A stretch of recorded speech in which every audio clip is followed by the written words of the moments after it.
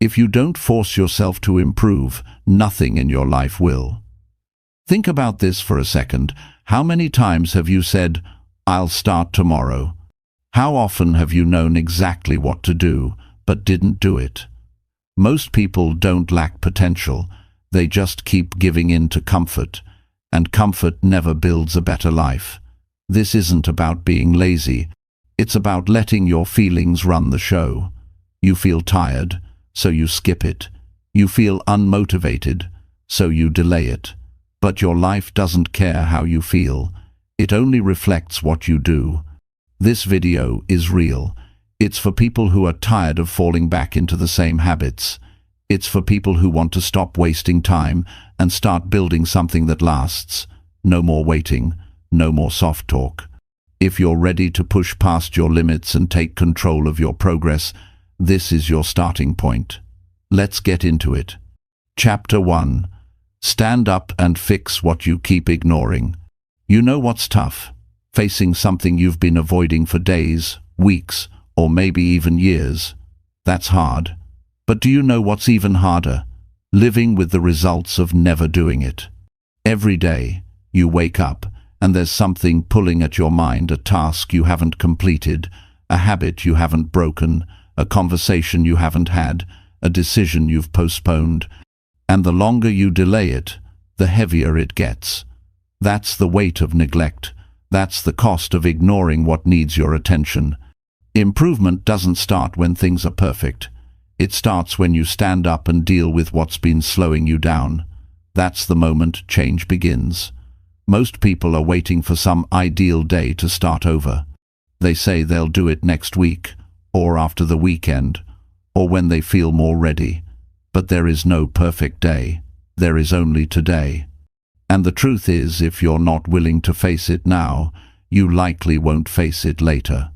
So if something in your life feels off, if you know deep down there's an area you've been running from, don't look away anymore. Improvement begins the moment you decide you're done pretending things are fine. You don't need to be perfect to begin. You just need to be honest. Be honest about what you've been avoiding. Be honest about the ways you've let yourself slide. Be honest about the patterns that are stealing your time, energy, and potential. You see, it's not the big goals that break people, it's the small lies they keep telling themselves. It's the silent agreement they make with their weaker self every day. That inner voice that says, "You'll do it tomorrow." That voice is the enemy. That voice keeps you average. That voice protects your comfort, but destroys your progress. That voice sounds soft, but it leads you to a hard life. If you want to grow, you've got to get loud with your actions. You've got to break that quiet agreement with laziness. If your room is messy, clean it. If your finances are out of control, open your bank account and look at it.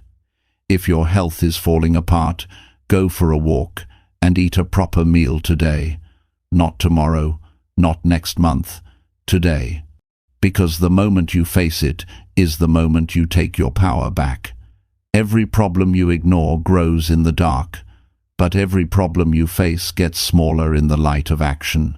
Most people don't fall because they're weak. They fall because they keep waiting to feel strong before they act. But that's not how it works. Action first, feeling later.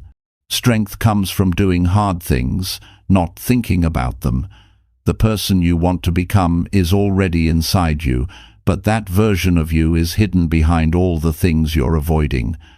Now listen, I've met people from all over the world, people with all kinds of talent, intelligence, and dreams. But you know what separates the ones who grow from the ones who stay stuck? It's not luck. It's not who their parents were. It's not how much money they had starting out.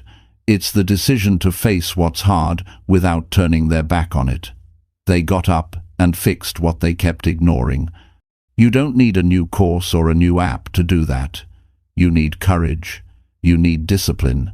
You need to stop asking how you feel about it and start asking what needs to be done.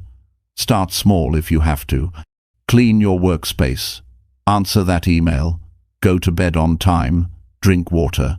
Apologize if you need to. Finish something you started but left hanging.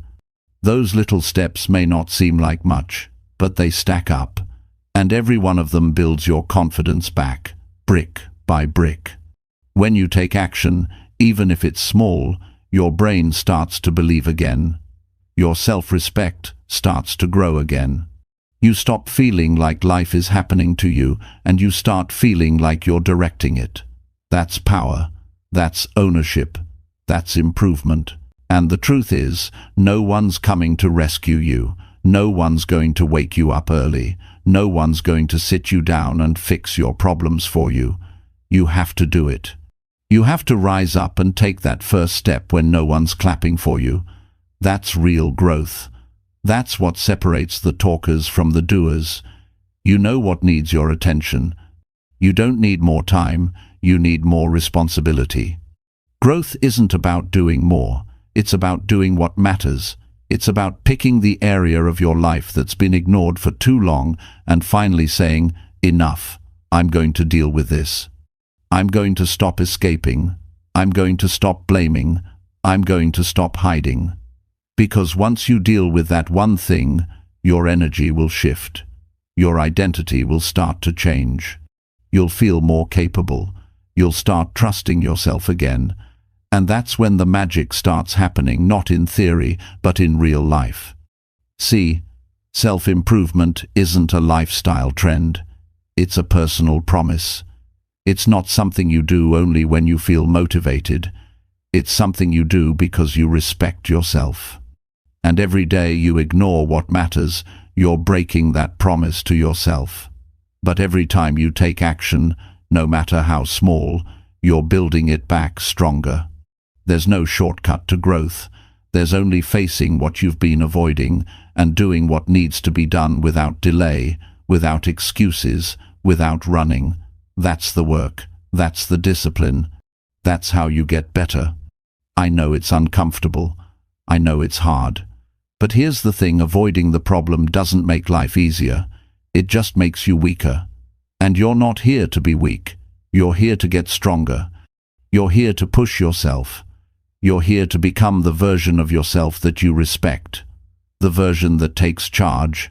The version that leads. The version that keeps promises and handles pressure. So, if there's something in your life right now that you've been ignoring, face it today. Don't wait for some magic feeling to show up. You won't feel ready. You just have to be done waiting. Stand up. Fix what's broken. Handle what's messy. Do what's uncomfortable. Because the longer you delay, the further you drift from the person you want to be. And I promise you this, once you do it, once you face it, once you fix it, you'll breathe differently. You'll walk differently. You'll think more clearly.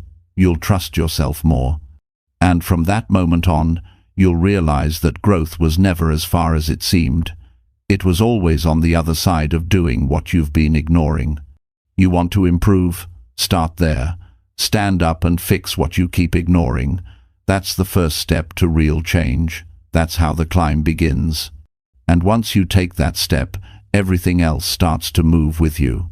Not because life got easier, but because you got stronger.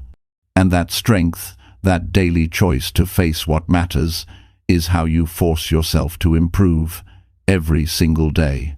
Chapter 2. Clean your space before you clean your mind. Look around the space you live in. Look at your room, your desk, your kitchen, your car, even your digital life. Look at the clutter, the mess, the disorganization. That is not just stuff lying around. That's a reflection of your decisions, your mental state, and your personal discipline. The environment you allow around you shapes the way you think, the way you act, and how you feel about yourself. You can't build a strong, focused mind in the middle of chaos. If your outer world is out of order, your inner world will struggle to feel sharp, calm, or focused. And that's the truth. People say they want clarity, peace, motivation, energy.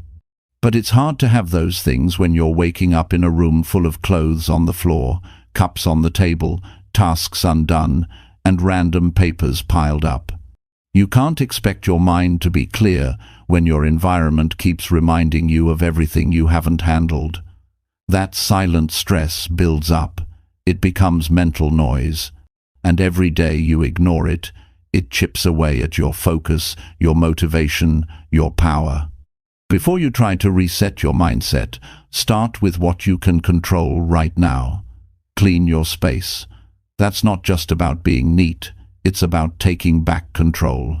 Because when you clean your space, you clean your behavior. When you throw out what you don't need, you stop holding on to what no longer helps you. When you put things in order, your brain starts to believe that you're capable of order. It believes that you can fix things. It sees action, and action is the foundation of improvement. No one feels powerful in a mess. No one sits in a dirty space and says, "I feel unstoppable." That's because we're wired to respond to our surroundings. And when you live in clutter, it trains your brain to tolerate confusion and delay action. You stop seeing what needs to be done. You start accepting that the pile in the corner will stay there. And slowly, that acceptance becomes your standard. You stop reacting to it because you've trained yourself to ignore it.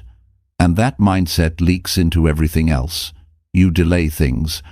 You accept low standards. You leave things half-finished. You start living in a cycle of tolerating what you know you should fix. So the first step to getting your life together is to take responsibility for what's around you. You don't need money to clean your space. You don't need a self-help book or a planner or a perfect routine. You just need to get up and start removing the things that don't belong. Throw away the trash. Wipe the surfaces. Organize your workspace. Make your bed. Fold your clothes. It's not about impressing anyone. It's about showing yourself that you have the discipline to create a better environment. And here's what most people don't realize: cleaning your space builds momentum. You start with one drawer, and it leads to the closet. You clean your room, and suddenly you want to go for a walk. You finish a task, and now your mind feels sharper. That's how it starts. One action leads to another. That's how you build movement. That's how you break the mental fog. Not by sitting and waiting to feel better, but by doing something small that leads to something big. Cleaning also gives you space to think. When your surroundings are clean, you can focus better. Your thoughts aren't competing with the mess. Your brain isn't drained by all the visual reminders of what you've ignored. You can breathe better. You feel lighter. That's not an illusion. That's your mind finally getting a break from carrying the weight of the unfinished. And it's not just about physical space. Clean your phone, delete the apps you don't use, clear out the emails that don't matter, unfollow accounts that drain your energy. When your digital world is chaotic, it pulls your mind in 100 directions. You're trying to focus, but your phone is buzzing, your tabs are open, your photos are full of screenshots and junk. That's not harmless, it's a constant stream of noise. And noise makes it harder to think, harder to focus, harder to stay consistent. You want a better life? Start by cleaning the life you already have. Because the truth is, if you don't respect what you have, you won't respect what's coming next. A person who can't manage a messy room will struggle to manage a business, a team, a dream.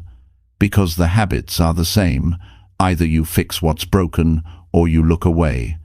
Either you take ownership or you avoid responsibility. It starts small, but it always shows up later in big ways.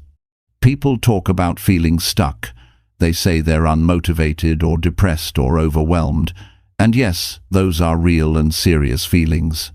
But many times, the first thing they need isn't a deep talk or a new idea. It's a reset, a return to order, a space that reflects their intention to move forward. Because when you clean your space, you give yourself permission to show up fully again. You stop living in yesterday's mess. You start living in today's possibilities. This is about identity. When you keep your space clean, you're telling yourself, "I care, I matter. my goals matter, my energy matters. That message gets repeated every day when you walk into a space you've taken care of. And that builds self-respect. Self-respect creates discipline, discipline creates results, and results create change. On the flip side, if you keep ignoring your environment, your mind starts believing that you're not serious about change. It believes that you're okay with how things are. That belief becomes a story, and that story becomes your identity. The more you accept mess, the more you become someone who lives in it physically and mentally. It's not about being obsessive or perfect. It's about being intentional. You don't need to deep clean your whole life in one day. You just need to start. Pick a small corner. Handle one drawer. Fold what's been sitting for too long. Organize one folder on your computer. The goal isn't to impress others. The goal is to prove to yourself that you can handle responsibility, because that proof stacks up. It changes how you speak, how you walk, how you think. It sharpens your mind. People are looking for motivation, but motivation comes after you act, not before. You don't wait until you feel like cleaning. You clean, and then the feeling of control starts to rise again. You clean, and you begin to think clearer. You clean, and you get that little win that leads to the next one. If your space is clean, your priorities become clearer. You're not distracted by junk, not pulled away by disorder. You sit down to work and there's space to breathe. You go to sleep and your room feels calm. You wake up and you're not starting the day already behind. That peace matters. That sense of control matters. So don't underestimate it. This isn't about being tidy. It's about becoming someone who takes action, someone who values their space, their mind, their time, someone who doesn't tolerate unnecessary stress, someone who handles what needs to be handled without needing applause or permission. You'll notice the difference. You'll feel it in your mood, in your energy, in the way you talk to people, because how you do the small things starts to shape how you do everything. And when you take the time to clean your space, you're training yourself to fix, organize, manage, and lead. That's improvement. That's personal growth. That's how you become stronger. If you want to move forward in life, you have to clear the path. Clean up the old before you chase the new. Take ownership of where you live, how you live, and what you allow around you. Your environment is either pushing you forward or holding you back. So clean your space not because you're told to, but because you've decided it's time to live like someone who's ready to grow. And once you do it, once you look around and see that space clear and organized, you'll realize it wasn't about the room, it was about you. It was about proving that you're not someone who avoids, someone who delays, someone who settles. You're someone who shows up, takes action, and builds a life with intention. Start there. Start today. Clean your space before you clean your mind. The rest will follow. Chapter 3. Do what you said, even if mood changes. Following through on what you said you would do, especially when your mood shifts, is what's people who grow from people who stay stuck.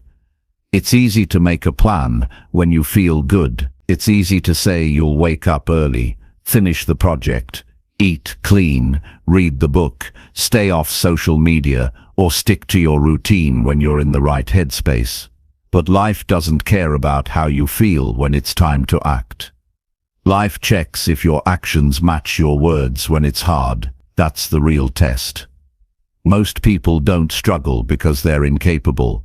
They struggle because they don't follow through. Once their emotions change, they let a mood decide whether or not they'll honor their commitment. But growth begins when you stop asking how you feel and start remembering what you said. If you said you were going to do it, then do it. That's where self-respect comes from. That's how you build character. You become someone you can trust. If you only move when it feels good, you will never move consistently. You'll stay trapped in cycles of starting and stopping, always waiting for the right emotion to show up and carry you through. But motivation doesn't lead to action. Action leads to motivation. You have to stop depending on how you feel and start depending on your decisions. What you decided during a clear moment should not be erased just because you're having a rough day. Your goals didn't change, your values didn't change, your promises didn't change, only your mood did. So don't let a temporary emotion erase a long-term intention. The truth is, your mood will shift all the time.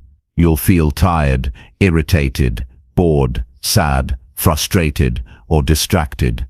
That's normal.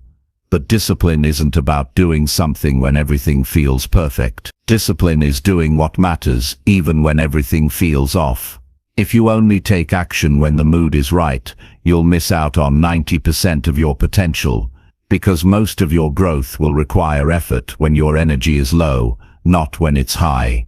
People say they want confidence, but confidence comes from doing the hard thing, not talking about it.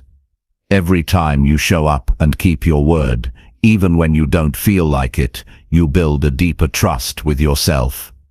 You start believing in your ability to handle pressure. You begin to see yourself as someone who finishes what they start. That changes everything. And the truth is, no one sees all the moments you choose to show up. No one will know the exact days when your energy was low, but you still pushed forward. No one will clap for the private moments of discipline, but those are the moments that shape your life. That's where you separate from the crowd. That's where the shift begins. Not on the stage, but behind closed doors, when you decide to stick to your word, even when your emotions are against you. There will be days when you feel like doing nothing. You'll want to skip your workout. You'll want to scroll your phone instead of finishing your task.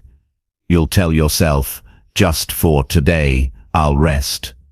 Just today, I'll delay.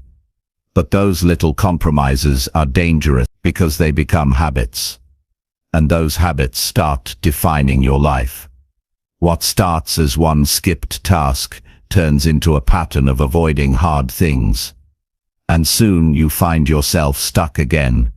Not because you're lazy, but because you've trained your brain to depend on comfort before commitment. You have to train your mind to move regardless of emotion. That's how you win. That's how you separate feelings from choices. Because when you wake up and your mood is off, and you still do what needs to be done, that's strength. That's real personal growth. It's not about being perfect or robotic. It's about keeping your word. It's about honoring what you said when no one's watching.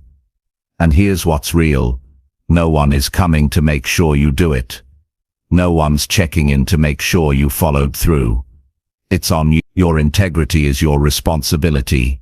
You said you would do it, so do it. And if you keep doing that every day, regardless of your mood, you'll be shocked at how fast your life changes. Because the people who improve fast aren't always the most talented. They're the ones who keep moving when their mood doesn't match the mission. You have to stop treating your feelings like instructions. Feelings are real, but they're not always helpful. Sometimes you'll feel tired and still need to work. Sometimes you'll feel upset and still need to be focused. Sometimes you'll feel empty and still need to push forward. If you only act when the mood is perfect, you'll miss the exact moments when growth was waiting for you. If you want your life to change, you must become someone who does hard things in quiet moments. You must become someone who sees a task through, not because it's fun, but because it's necessary. You build that identity by doing what you said, regardless of how you feel about it later. That's where your power lives, in the ability to stay loyal to the vision you chose on day 1, even when day 30 feels completely different. When you live like this, people will notice, not because you brag, but because your actions are consistent. You'll start carrying yourself differently. You'll speak with more conviction. You'll stop needing others to push you, because you've learned how to push yourself. That's what happens when your words and actions line up. You feel aligned. You feel clear. You feel strong. Don't get it wrong, this isn't about becoming emotionless. You're human. You will feel all sorts of things. But feelings are temporary, and your life is shaped by what you do repeatedly, not by what you feel temporarily. The world respects people who keep their word. And more importantly, you will start to respect yourself on a new level, because you'll know, deep down, that your results came from doing what most people avoid. Think about all the times you've said you'd start something. And think about how many times you've let your mood decide whether or not it happened. You don't need another restart. You need to become someone who finishes. And finishing starts with honoring what you said, regardless of how your emotions try to interrupt. When you make a plan, lock it in. When you set a goal, don't revisit it every time you're tired. When you commit to a habit, follow through even when no one's checking. Because every time you keep a promise to yourself, you rise. Every time you finish something you started, you grow.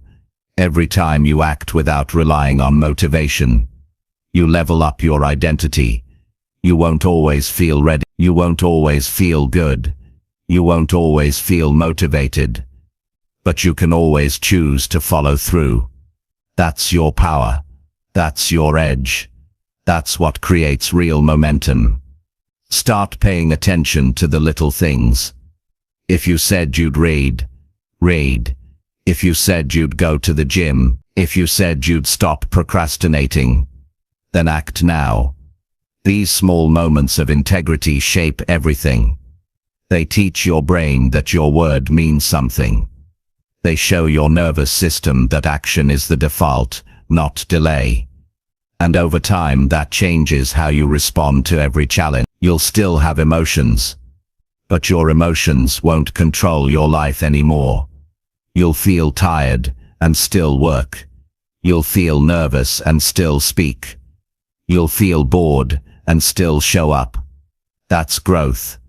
That's freedom. That's becoming the version of yourself who lives with intention, not reaction. So the next time your mood shifts, don't follow it. Remember what you said. Remember what matters. Remember why you started. And do the thing anyway, because the real you, the strong you, the focused you, that version of you lives on the other side of keeping your word even when your mood says stop.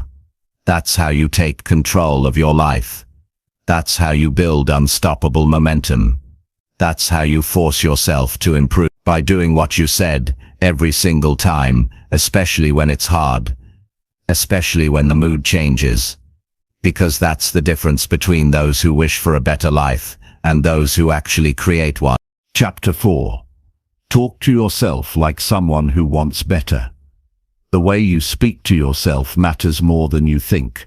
Most people walk around all day with a voice inside their head that does more damage than any outside criticism ever could. It's quiet, it's constant, and it shapes how they feel, what they believe, and what they do. That voice either builds you or breaks you. And the truth is, for many people, that voice has been tearing them down for years. Every time they make a mistake, that voice jumps in. Every time they fall short, that voice shows up. It reminds them of their failures, their past, their doubts, and their fears. It doesn't guide them forward. It keeps them stuck. You can't grow if you're always tearing yourself down. You can't push forward if the first thing you hear in your mind is "you can't do this" or "you're not good enough." That becomes the barrier between who you are and who you could be. If you want better for your life, you have to start talking to yourself like someone who wants better. You can't treat yourself like an enemy and expect to succeed.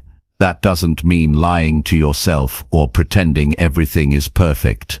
It means being honest, but also being supportive.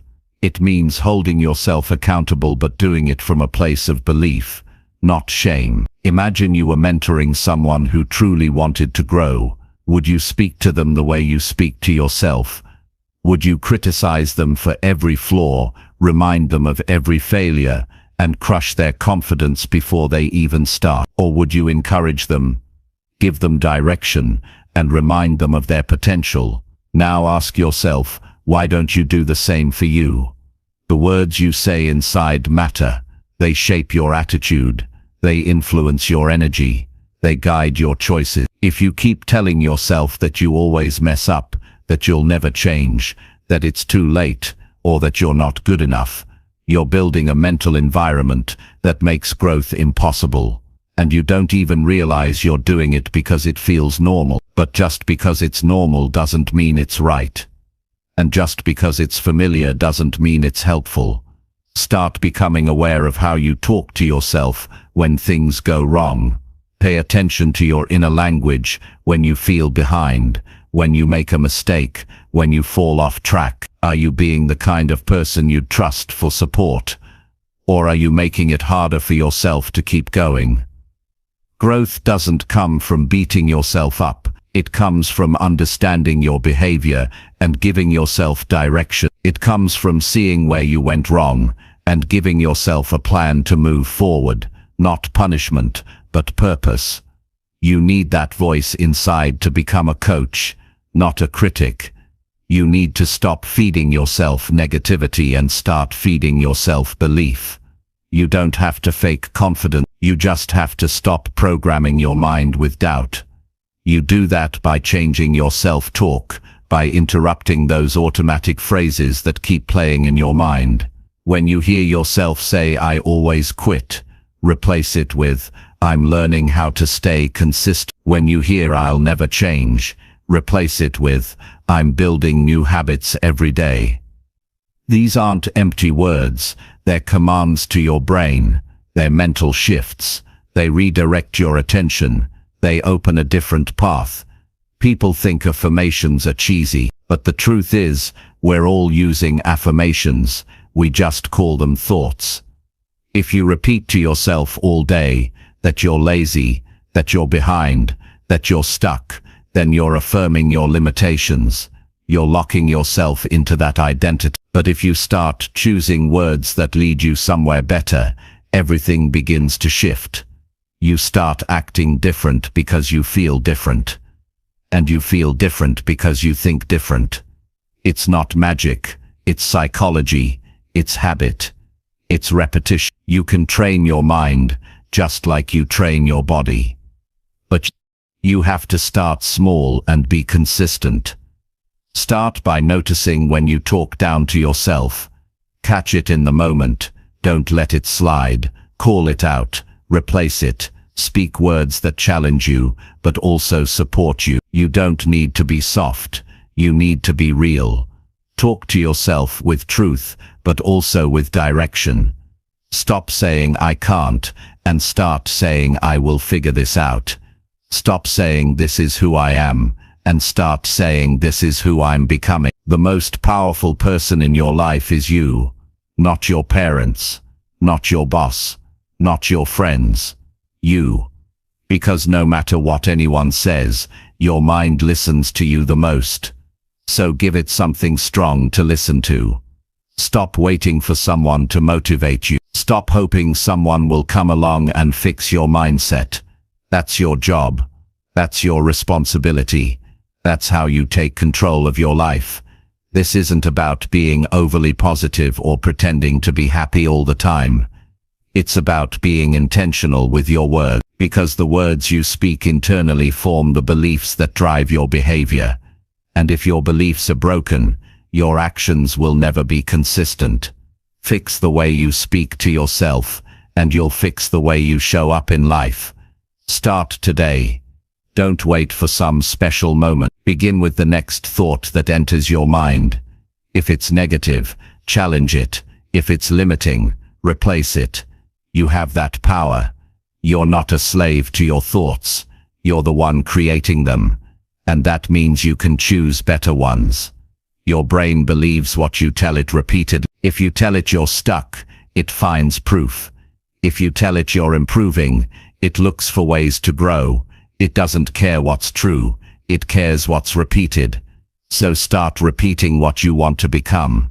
Start telling yourself things that pull you forward, not push you down. You won't get it perfect. You'll have bad days. You'll still doubt yourself sometimes. But the more you practice, the stronger that voice becomes. Over time, that new voice becomes your default. And when that happens, everything changes. You start to trust yourself more. You take more risks. You stop needing validation. You stop fearing failure. Because now when things go wrong, your mind doesn't say you're a failure. It says, this is a lesson. It doesn't say you can't handle this. It says, you've been through worse. That's the voice you need. That's the voice that creates progress. So if you want better, start sounding like someone who wants better. Cut out the self-hate. Remove the sarcasm. Stop calling yourself names. That's not toughness. That's self-destruction. Be firm, but fair. Be honest, but hopeful. Talk to yourself like someone who believes you can grow. Because you can. But only if you give yourself permission to try again. Only if you stop tearing yourself down every time you slip. Only if you build a mindset that allows you to get up, instead of staying stuck. You don't have to wait for a new year or a new month to change how you talk to yourself. You can begin right now. You can decide that your inner voice is going to become your biggest support system. That it's going to guide you, not block you. That it's going to challenge you but never belittle you. Improvement doesn't just come from changing what you do.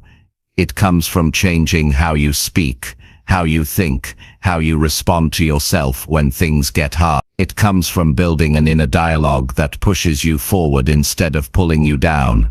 That's what real strength looks like. Not pretending to be fun, but choosing to speak to yourself like someone who wants more out of life, and is willing to build it one thought, one word, one belief at a time. Chapter 5. Stop scrolling and do one useful thing now. Look at your phone. How many hours have disappeared into it today? Be honest. Not just the time spent on actual tasks, but the time you wasted swiping, scrolling, watching, tapping, refreshing. You're not alone. Millions of people around the world are losing their days, one scroll at a time. They're not lazy, they're not broken, but they are distracted. And distraction is stealing their potential quietly, slowly, and with their permission. You think you're just killing a few minutes, you think it's harmless.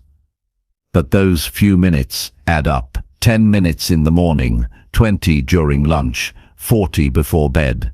Suddenly it's 3 hours, and what do you have to show for it? Nothing that moves your life forward. Nothing that makes you stronger. Nothing that gives you clarity. Just more noise, more content, more other people's opinions, more things you didn't need to see and didn't benefit from knowing. Every time you scroll without purpose, you're trading your attention for nothing. Your brain gets a little hit of stimulation, but your life doesn't get better. You don't get closer to your goals. You don't solve your problems. You don't build anything that matters.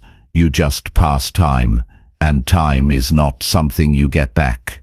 Time is not refillable. Once it's gone, it's gone. You can't earn it again. You can't download it. You can't get a refund. That's why wasting it is one of the most dangerous habits you can build. And what makes it worse is that it feels so normal. Everyone's doing it. You see people in restaurants, in meetings, walking on the street, even in bed next to the people they love, staring at screens, swiping through content that means absolutely nothing. No purpose, no gain, just passive consumption.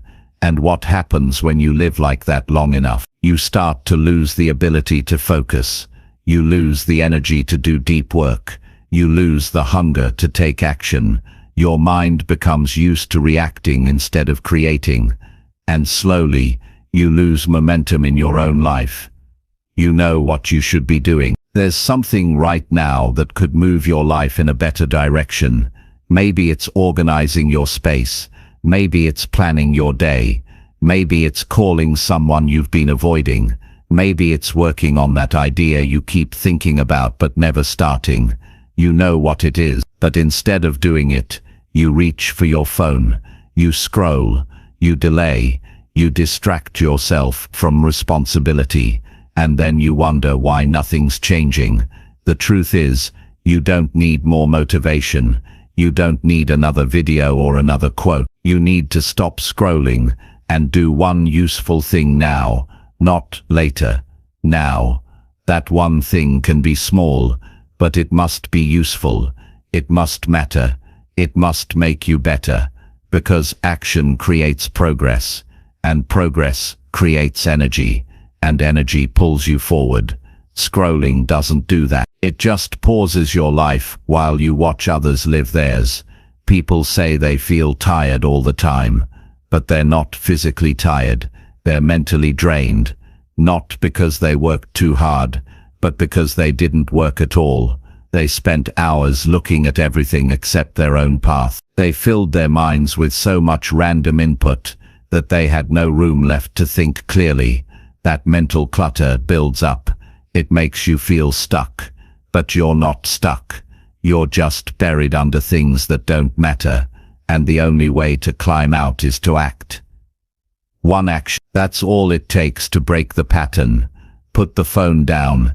Close the tab. Shut off the TV. Choose one useful thing. And do it. Right now. Not tomorrow.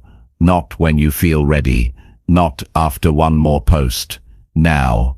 Because the longer you wait, the heavier it gets, the harder it becomes to move. But if you act immediately, even with something small, you create a shift. That shift is powerful. It tells your brain you're not a slave to distraction. It reminds you that you're in control. It gives you a reason to keep going. And the best part is, once you do one useful thing, it's easier to do another. Momentum begins. And momentum is what turns days around.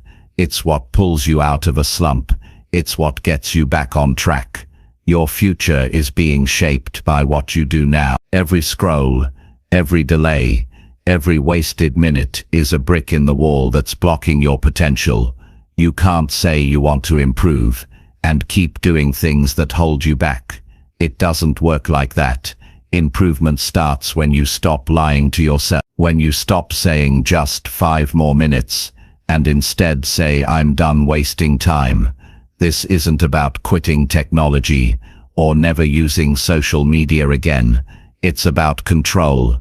It's about self-respect. It's about deciding that your time is valuable and you're not going to give it away for free to things that don't help you grow. You need to treat your attention like it's your most valuable resource, because it is.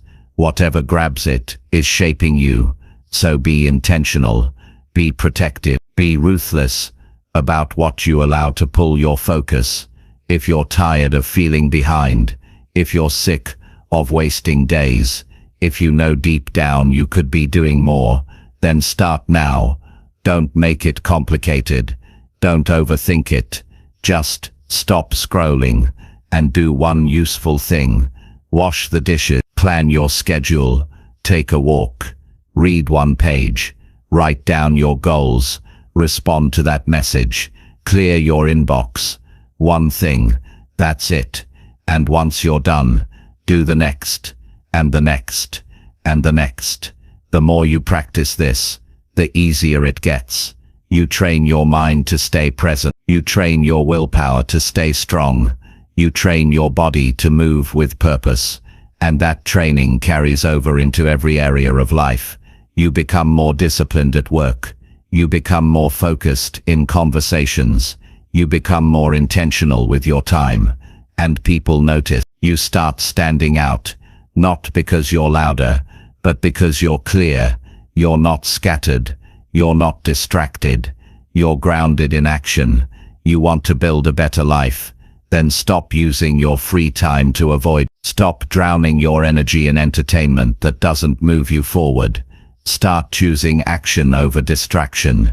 Start living on purpose, not just by habit. Because once you build that habit, it becomes your edge. While others waste hours, you build skill. While others chase trends, you chase growth. While others get lost in noise, you stay locked into what matters. And remember this, no one is going to do this for you. No one is coming to save your time. No one is going to pull the phone out of your hand. It's on you. The responsibility is yours, and that's a good thing. Because if it's your responsibility, then it's also your power. You can choose something better starting right now. You can decide that today is not going to be another day lost to mindless scrolling. You can make it count. All it takes is one useful thing, one action, one shift, and that shift can lead to a better habit, a better day, and a better future. So choose wisely, choose intentionally, choose now, because your life is waiting not for more scrolling, but for more doing, not for more content, but for more creation, not for more distraction, but for more direction. Put the phone down. Focus on one thing that makes you better. That's how you improve. That's how you take control. And that's how you... Chapter 6. Eat right when your body wants to quit. There comes a moment in everyone's day, sometimes more than once, where the body feels heavy, the energy dips, and the mind starts looking for an escape. That's the moment most people reach for something quick, something salty, something sweet, something that brings instant comfort. It might be a sugary drink, fast food, junk from a packet, or something greasy that tastes good in the moment, but always leaves you feeling worse. That's the trap. When your body wants to quit, it doesn't need more junk. It needs fuel. It needs something real. But your emotions try to convince you otherwise. Your body isn't just asking for food, it's asking for support. It's tired, and the easiest thing to do is give in to a craving. But the craving isn't the cure. It's a short-term fix with a long-term cost. The truth is, the more often you give in when you're tired, the more you train your body to expect comfort when what it really needs is care. And this is where the real battle begins. Not just with hunger, but with discipline. Discipline to choose what helps you recover instead of what helps you escape. When you eat better in those moments, you're not just feeding your body, you're sending a message to your brain. You're saying, I respect myself too much to destroy my progress. You're saying, I don't need a reward right now, I need to stay in control. And that message builds momentum. It strengthens the part of you that keeps promises. It makes you more resilient. Because every choice you make when you're tired tells the truth about how serious you are about improving your life. People don't usually break down because they're weak. They break down because they stop paying attention. They move from one meal to the next without intention. They live on autopilot, and autopilot always leads to regret. You don't think about how that fast food meal will make you feel 3 hours later. You only think about how easy it is to get. But the goal is not to choose what's easy. The goal is to choose what supports your future, especially when you're low on energy and motivation. Your energy is built on patterns. Eat trash consistently, and you feel like trash consistently. Your sleep suffers, your focus disappears, your mood drops, your body aches, and most people don't even realize food is part of the problem. They think they're tired because of stress, or work, or life, but much of that heaviness is coming from what they're feeding themselves. The body can't perform well when it's always in recovery mode from bad fuel. It can't stay sharp when it's fighting against what you keep putting inside it. You don't need to follow a perfect diet to feel better. You don't need to turn into a nutrition expert overnight. But you do need to wake up to the fact that what you eat is either helping you or hurting you. And when you're in the middle of a slump, when everything feels off, The worst thing you can do is reach for something that makes the slump even worse. That's the exact moment you need to step up and feed yourself with purpose. Eating right when your body wants to quit isn't just about food, it's about mindset. It's about treating yourself like someone who matters. Someone who deserves good energy. Someone who needs to stay sharp. Someone who has things to build, goals to chase, and a future worth protecting. You don't feed a machine garbage and expect it to run well. Why would you treat yourself with less care than that? One of the biggest lies people tell themselves is that they'll start eating better when life calms down. But life doesn't calm down, and discipline doesn't grow in ideal conditions. It grows in pressure, in fatigue. In real life, you don't learn how to eat right when you feel good. You learn when you feel drained and still choose to eat clean. You learn when you pass by the junk food and grab something nutritious because your future matters more than your craving.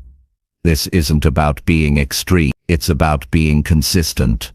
One meal can shift your mood. One meal can change your energy. One meal can remind you that you're in control.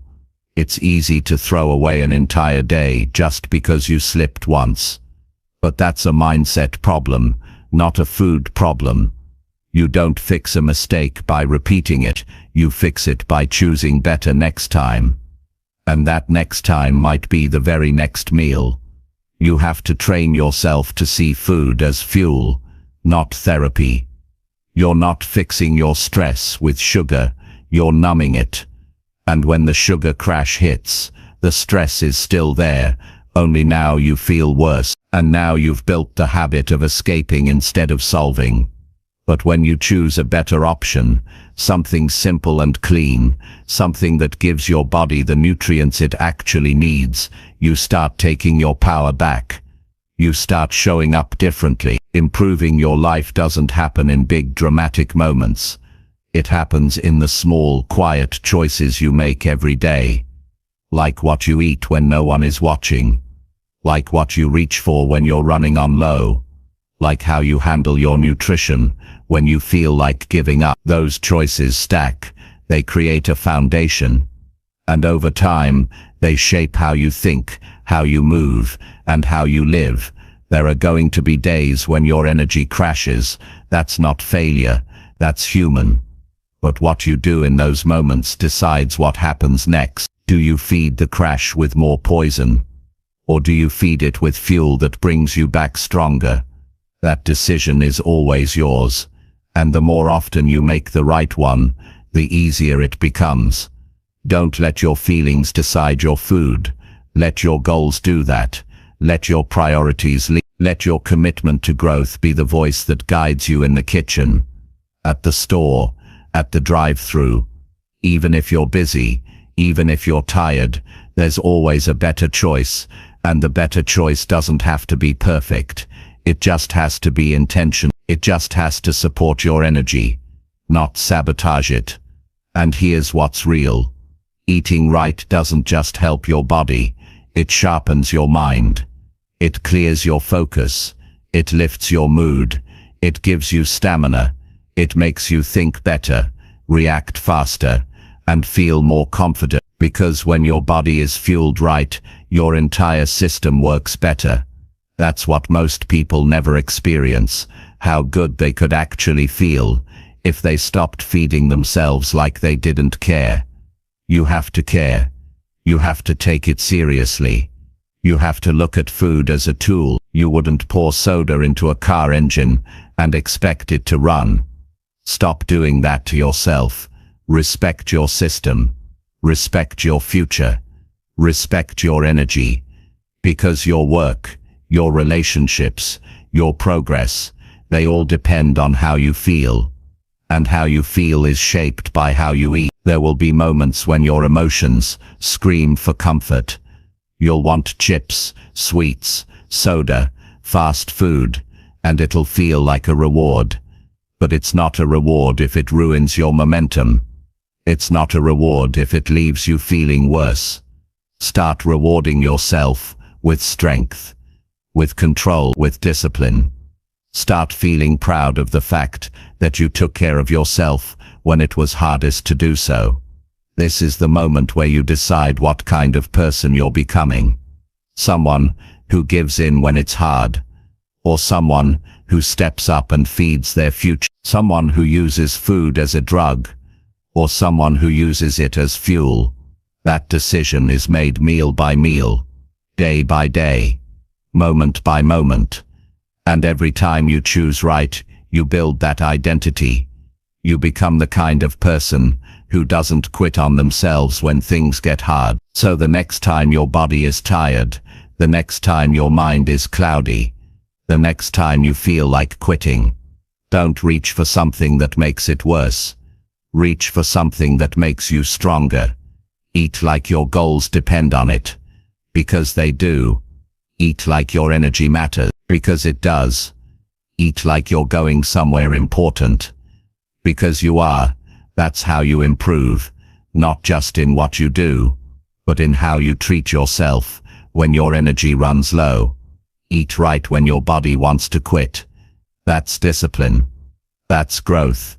That's real self-respect. And that's what builds a life you're proud to live. Chapter 7. Move your body even if energy feels low. There will be days when your body feels like it's running on empty. The weight of stress, poor sleep, bad habits, and endless thoughts will press down on you, making it harder to move. You'll sit in silence, convincing yourself that you're just tired, that you deserve rest, that maybe tomorrow will feel better. But deep down, you know this. Movement is not just something you do when energy is high, it's something you do to bring your energy back. When your body wants to shut down, that's often the exact moment it needs motion the most. You don't have to be full of energy to start, you just need to begin with whatever strength you have. Stand up, stretch, take a few steps, let your blood start flowing again. Most people wait for motivation to move, but the truth is, motion creates motivation. You don't move because you're ready, you move to become ready. The body responds to activity, it wakes up when you show it that you're still in charge. Energy doesn't come from sitting still all day. It doesn't come from laying on the couch, hoping you'll suddenly feel inspired. It comes from breaking the inertia. That initial push feels hard, it feels heavy. But the moment you take the first step, physically or mentally, you interrupt the spiral. That interruption is power. That's momentum starting to build, even if it's small. Most people don't need a 2-hour workout. They don't need a perfect gym session. They just need to move. They need to remind their body that it was built to be used. Your body is not meant to stay still for hours while your mind races. That's a recipe for anxiety, fatigue, and frustration. Movement is one of the simplest ways to reset your entire system. It gets you back into your body, out of your head, and into action. There's a mental wall that forms when energy is low. You start telling yourself that movement will only make things worse, that rest is the smarter choice. But there's a difference between recovery and avoidance. Resting when you're genuinely drained is smart, but lying down all day because you don't feel like facing life, that's a slow death to your discipline. That's where people fall behind, not from exhaustion, but from overthinking their way into inaction. You need to remember that movement doesn't just shift your physical state, it affects your mindset. When your muscles move, your brain wakes up, your posture improves, your breathing deepens, your blood circulates better, your focus sharpens, even your emotional state improves. There's science behind it. But more than science, there's life experience. You've felt it before, that walk you didn't want to take but felt better after. That stretch you forced yourself into that somehow cleared your mind. That small workout that gave you clarity when everything else felt stuck. Those are not coincidences, that's proof. You don't need to feel great to move, you need to move to feel better. Waiting for the perfect mood is how you waste days. And once a day is wasted, it's gone. But if you move even a little, that day gets reclaimed. You earn it back. One walk, one round of push-ups, one set of squats, one full body stretch. That's all it takes to begin. This is about responsibility. You're responsible for how you feel, and one of the tools you have is movement. Use it. Don't surrender to tiredness without asking yourself, did I move today? Have I done anything that supports my energy instead of draining it? The answer is often no, and that's why you feel heavy. Not because something is wrong with you, but because your body hasn't had a chance to activate the systems that were designed to carry you forward. You don't need to go to a gym. You don't need fancy equipment. Your body is the tool. Use it. Wake it up. Honor it by putting it in motion, especially when it resists. Resistance is a sign that movement is necessary. That stiffness you feel, that's not laziness. That's your body asking for attention. Give it what it needs. Respect it by not ignoring the signal. Think about the long-term cost of ignoring physical movement. You feel more fatigued. You become more mentally sluggish. You start losing the sharpness in your decisions. You get moody. Your confidence drops. You start shrinking from challenges that used to feel small. That's what happens when the body is ignored. It starts pulling the rest of you down with it. But when you take care of it, even when it's inconvenient, you rise. You feel more grounded. You feel more alive. No one is going to do it for you. No one is going to lift your arms, stretch your back, move your legs. That's on you. That's your job. That's your act of responsibility. Because every time you move when you don't feel like it, you're proving to yourself that you're not controlled by how you feel. You're in control. That's how confidence is built, not in comfort, but in action taken when it's least convenient. You're not too tired to move. You're too used to letting that tiredness become an excuse. Flip the script. Redefine what tired means. Tired doesn't mean stop. Tired means start small. Take it step by step. Set a timer for 5 minutes and move. Most of the time you'll keep going once you begin. That's how momentum works. You just need to break the pattern. You need to take the first step. Don't make it complicated. Stretch for 5 minutes. Do a short walk around your house. Stand up and do basic movements. Shake out the tension. Roll your shoulders. Move your neck. Breathe deeply. These things seem small, but they bring life back into a day that feels flat. You do it once. You remember how much power you actually have. You do it every day.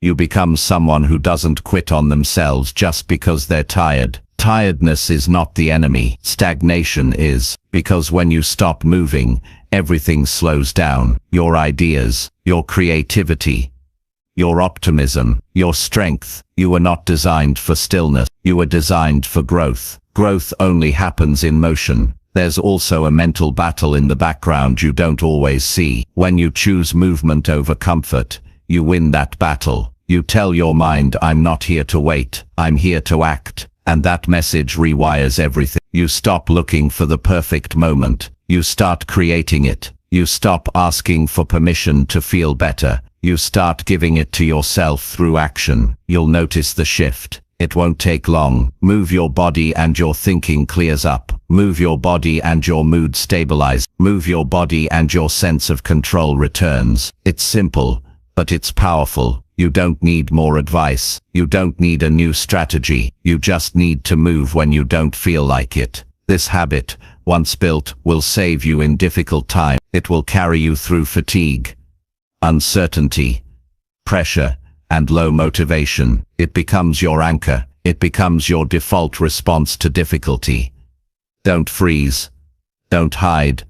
Move. That movement, even when light gives you strength back, it reminds you that you're not powerless. Most people wait to feel strong before they act, but strength is created in motion. Confidence is earned in the middle of effort. So the next time your energy feels low and you think about skipping movement, remember this. You're not doing it for how you feel now. You're doing it for how you want to feel an hour from now, a day from now, a week from now. You don't have to run a marathon. You don't need to break records. You just need to keep the promise. Move even when it's easier not to. That's how you build a better body. That's how you sharpen your discipline. That's how you take back control of your life, even when everything feels off. Movement is your tool. Use it when you feel low. Use it when the day feels heavy. Use it when your thoughts are foggy. Use it when you feel unmotivated, because that's when it makes the biggest difference, and that's when it proves who you're becoming.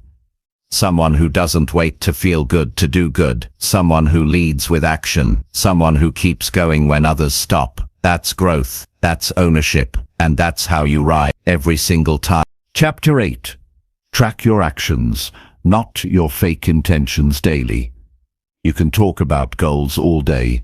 You can say you want to improve. You can write down your dreams in a notebook, post quotes about discipline, and tell everyone you're working on yourself. But at the end of the day, the only thing that matters is what you actually do. Not what you meant to do. Not what you said you'd do. Not what you planned to do. Just what you did. Your actions are the truth. Your intentions are only real when they show up in your behavior. Everything else is just noise. Every day, people wake up with good intentions. They say, "Today I'm going to eat clean, work hard, stay focused, stop wasting time," and then they go back to the same distractions, the same delays, the same weak habits. They tell themselves they'll do it tomorrow. They promise themselves they'll get serious soon. But days turn into weeks, and weeks turn into months. Nothing changes, not because they didn't want it, but because they never measured whether or not they acted on it. This is where most people get stuck. They confuse intention with action. They feel good about setting a goal and think that's progress. But goals don't mean anything without movement. You don't get stronger by thinking about working out. You don't build skills by planning to learn. You don't create change by wishing for it. You grow by doing. And doing means tracking what's real. Tracking what actually happened, not what you hoped would happen. If you're serious about improving, you need to keep a record of your actions. Not your thoughts. Not your feelings. Your action. What did you do today that made you better? What did you avoid? What did you finish? What did you ignore? Those answers will tell you everything about your growth. Your journal should not be filled with inspirational words. It should be filled with evidence. Evidence that you showed up. Evidence that you followed through. Evidence that you moved forward. Or evidence that you didn't. This is not about guilt. It's about clarity. When you track your actions, you remove the guesswork. You stop lying to yourself. You stop overestimating your progress. You stop hiding behind the illusion of effort. It becomes simple. Either you did it or you didn't. And that kind of honesty is hard. But it's necessary, because until you face the truth of your behavior, you'll stay stuck in the story of your intentions. People love to say, "I'm trying," but trying isn't the same as doing. Trying is vague. Trying is soft. Doing is clear. Doing is measurable. Either you made the call or you didn't. Either you showed up or you didn't. Either you stuck to the plan or you didn't. No more maybes. No more one-day promises. If you didn't take action, then the day was wasted. And that's not to make you feel bad. That's to wake you up. There's something powerful about writing things down. At the end of each day, look at your list. Ask yourself, did I take real steps toward the life I say I want? And if the answer is no, don't make excuses. Don't explain it away. Just admit it. And then fix it tomorrow. That's how you get better. Not by faking progress, but by facing what's real. Intentions don't build discipline, habits do, and habits are built through repeated actions, not repeated thoughts. You can't improve if your daily effort is based on how you feel or what you hope to do. You need something solid, something you can look at, something you can measure. That's why tracking matters, because what gets measured gets managed, and what gets managed gets improved. You don't need a fancy system. You don't need an app. You don't need color-coded charts. You just need a pen and some honesty. Write down what you actually did, not what you planned, not what you thought about, what you did. If your list is short, that's okay. If it's messy, that's fine. But it needs to be real, because when it's real, it's useful. Your progress is built on consistency, not bursts of inspiration, and consistency is built through awareness. If you don't track your actions, how do you know if you're consistent? How do you know if you're improving? You don't. You guess. You hope. And that's why so many people feel lost. They don't feel progress, because they never see it, they never measure it, they just chase the next motivational boost, and wonder why they're still in the same place. Real discipline starts with observation.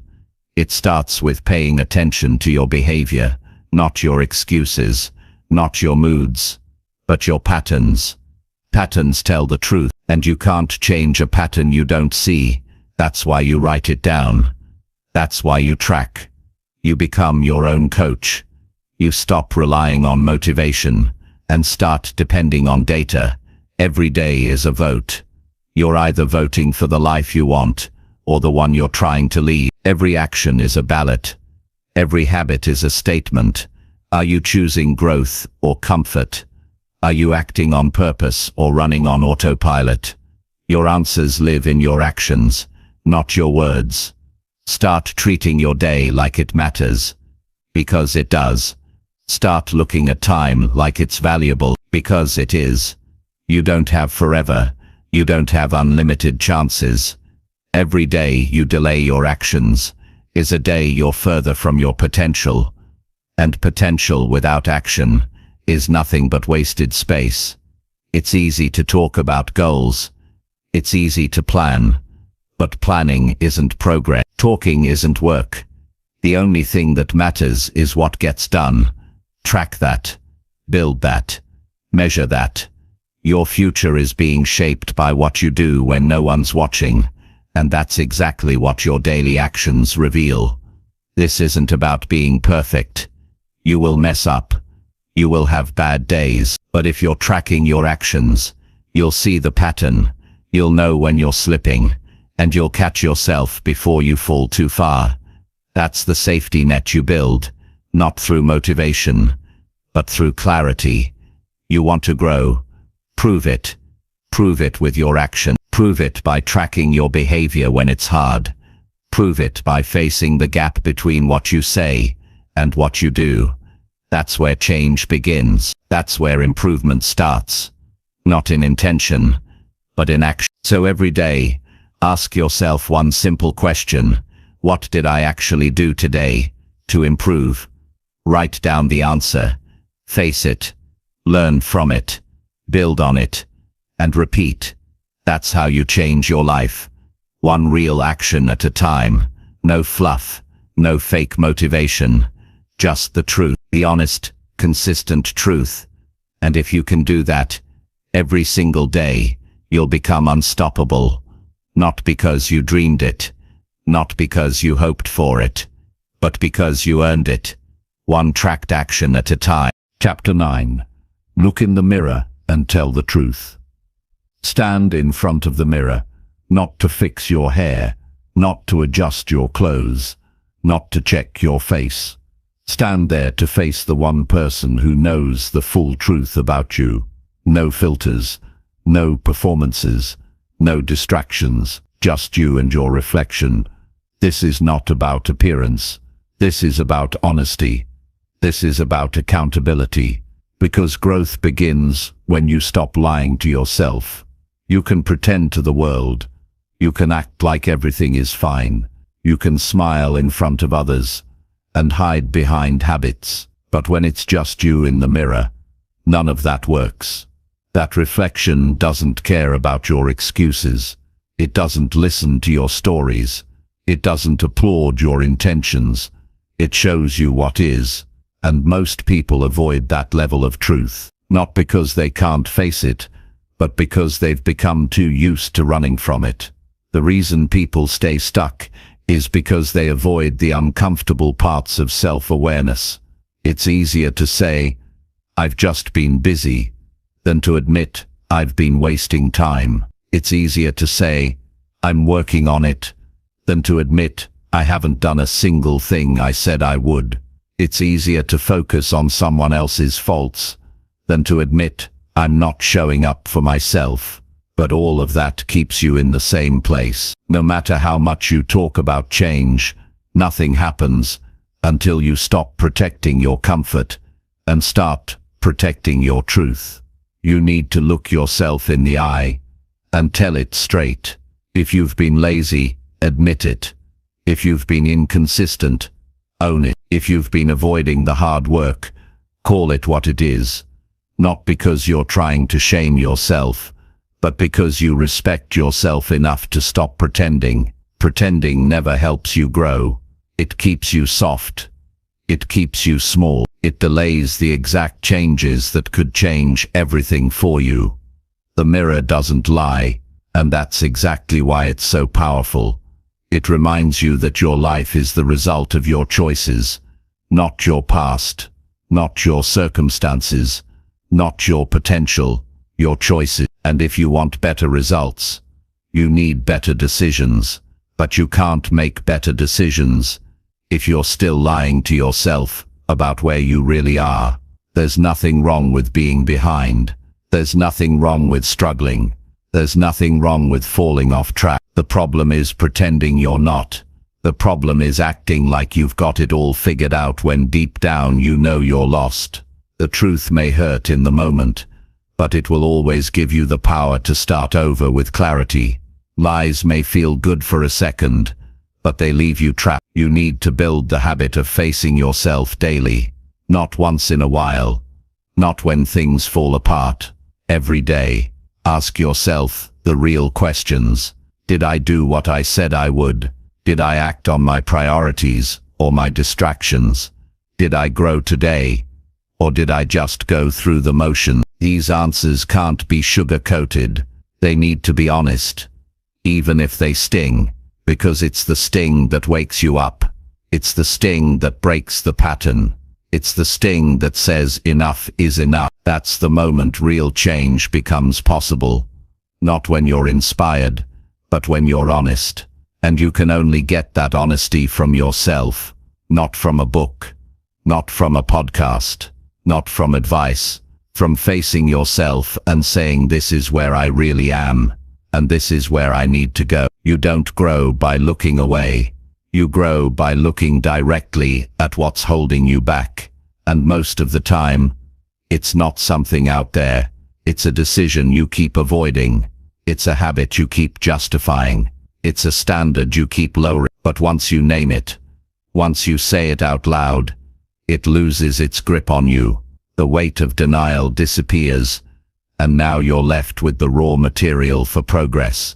There's no need to be cruel to yourself, but you do need to be clear. Being kind doesn't mean making excuses. It means telling yourself the truth, so you can move forward. It means respecting yourself enough to stop hiding. It means holding yourself to the standard you say you want. And that means checking in with the one person who knows the real answers, yourself. Your goals don't need better intentions. They need better alignment. Your actions need to match your values. Your time needs to match your priorities. Your effort needs to match your dream. And the only way to check that alignment is to look yourself in the mirror and ask, am I living in a way that honors what I say I want? If the answer is no, then you have work to do, and that's okay. The work is what transforms you. Every time you choose truth over comfort, you strengthen your foundation. You build resilience. You build mental clarity. You stop relying on motivation and start relying on discipline. You stop drifting and start directing. But none of that happens without a daily moment of truth. That moment when you hold yourself accountable, not for punishment, but for progress. This habit, this simple raw honesty, builds character. It sharpens your decision-making. It makes you quicker to correct your behavior. It keeps you aware of your own patterns, and that awareness gives you control. It gives you the ability to pivot. It gives you the mindset to improve. Not someday, but now. Don't run from that reflection. Don't avoid it, because it's uncomfortable. Use it. Let it remind you of your standards. Let it reflect the areas you've improved. Let it highlight the gaps you need to close. That mirror isn't your enemy. It's your checkpoint. It's your compass. And the more often you use it with honesty, the more progress you make. There will be days when you don't like what you see. That's part of growth. You're not always going to be proud. You're not always going to be on point. But if you're honest about it, you're still on the right path. Because truth leads to course correction, and correction leads to better results. One of the most dangerous habits in personal growth is pretending you're improving when you're not. That illusion gives you just enough satisfaction to stop trying. But your future doesn't need illusions. It needs action, and action starts with truth. So stand there, look yourself in the eye, check the truth, not to break yourself, but to build yourself, not to shame yourself, but to sharpen yourself, not to stay stuck, but to move forward. Say what needs to be said, admit what needs to be fixed, recognize what needs to change, and then go do it. Because once you've told yourself the truth, there's no room left for lies, only room for movement, only room for work, only room for progress. And that's how you grow, not by hoping, not by pretending, but by being brutally honest, consistently, even when it's hard, especially when it's hard, because that honesty, practiced daily, becomes your edge, it becomes your fuel, and it becomes the foundation for everything you're trying to build. That's where strength starts, right there in the mirror. Face it, tell the truth, and use it to rise. Chapter 10. Stop negotiating with your weakness every single day. There's a moment that shows up in every day, sometimes right when you wake up, sometimes when it's time to start, sometimes when no one's watching. In that moment, there's a voice inside that tries to cut deals with you. It whispers things like, just skip it today, or you've done enough, or you can always start fresh tomorrow. That voice isn't your friend. That voice is weakness, trying to convince you that comfort is more important than commitment. And every time you listen, you train yourself to step back instead of stepping up. Weakness doesn't knock on the door and announce itself. It shows up disguised as logic, as a soft excuse, as a temporary delay. But it's not temporary. The more you entertain it, the more it becomes your default. The more you negotiate with it, the more you believe that it's okay to fall short. That becomes your habit. That becomes your identity. And soon, you don't even notice it anymore. You think you're tired. You think you're overwhelmed. But what's really happening is you've gotten used to letting weakness make your choices for you. You have to cut that off. You have to get to a place where the decision is already made, where there is no debate. You said you'd do it, so you do it. You said you'd finish, so you finish. You don't ask yourself if you feel like it. You don't weigh the pros and cons. You don't pause to consider an easier option. You act. You move. You execute. Not because it's easy, but because that's the only way to build strength. Discipline doesn't grow by chance. It grows by repetition. Every time you say no to weakness, you say yes to your potential. And that yes adds up. It builds trust. It sharpens your thinking. It makes your standards real. But if you keep opening the door to doubt, to hesitation, to softness, then you're building the opposite. You're reinforcing inconsistency. You're feeding the part of you that doesn't want to grow. Weakness will always give you reasons. It's too early. It's too late. You're too tired. You had a long day. You deserve a break. It's just one time. And it sounds reasonable, but every time you accept those reasons, you give up a piece of your edge. And in time, you stop expecting anything from yourself. You become someone who waits to feel ready instead of someone who acts with purpose. You don't have to be motivated to move. You don't have to be inspired to follow through. You just have to stop making room for negotiation. The minute you allow yourself to decide whether or not you'll do what you said, you've already lost. Because weakness is always louder than discipline when you give it time to speak. Strength comes from making the decision before the moment arrives. You train yourself in advance. You decide what matters. You set your schedule. You create your non-negotiables. And when the moment shows up, you don't think, you act. That's how professionals operate. That's how leaders build habits. That's how strong people live. Not because they always feel great, but because they refuse to listen to the part of them that wants to quit. You have to understand, weakness isn't an identity, it's a choice. You weren't born soft. You weren't born undisciplined. You became that by giving up little by little. But just like that, you can take it back. One decision at a time, one battle at a time. And it is a battle.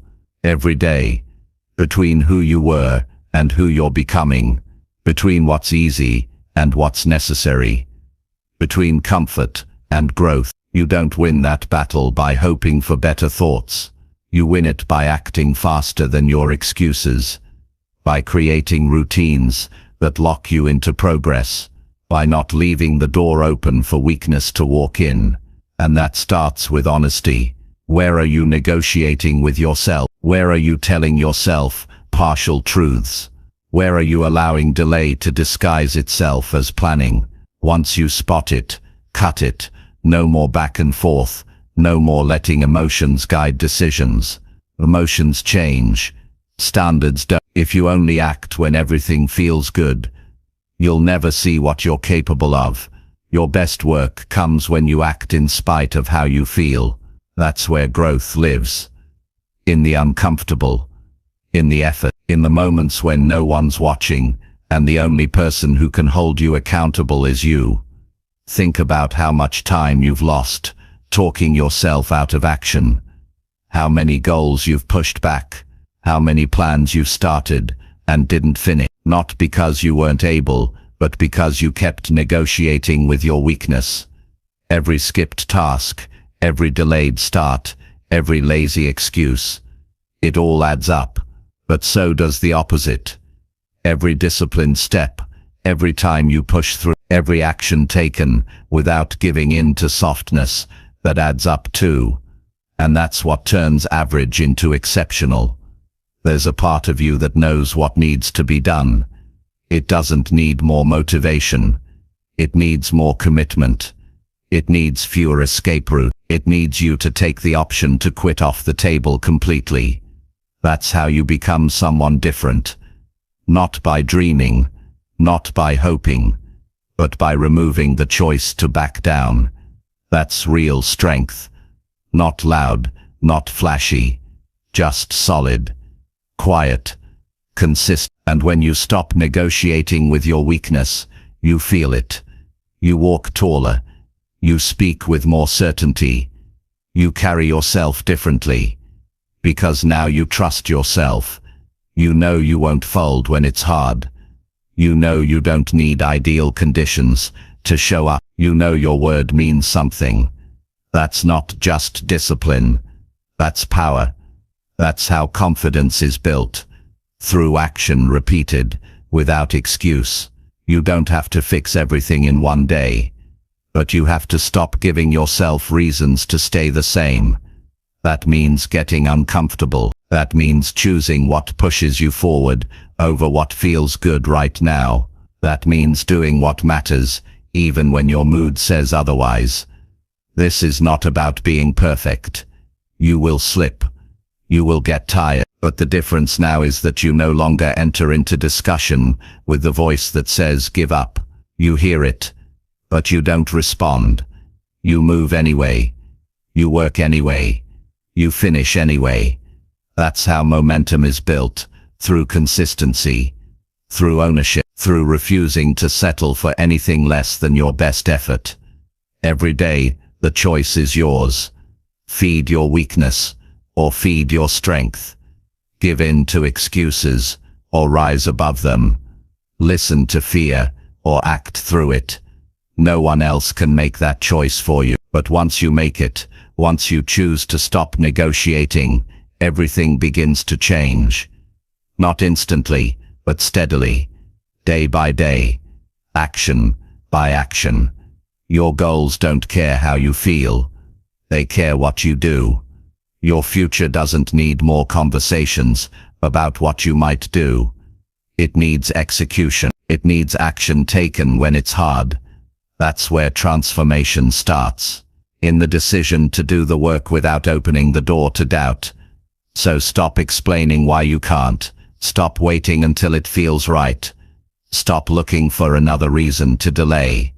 Decide who you want to be, and act like it. No debate. No negotiation. Just action. Over and over. Until discipline becomes normal. Until the voice of weakness gets quieter. Until progress becomes your new standard. And when that becomes your way of living, you won't need motivation anymore. You'll be powered by consistency. You'll be led by your own example. And you'll become the kind of person who doesn't back down. Not because life is easy, but because you made a choice long ago to stop negotiating with anything that weakens you. That's how you grow. That's how you improve. That's how you win every single day.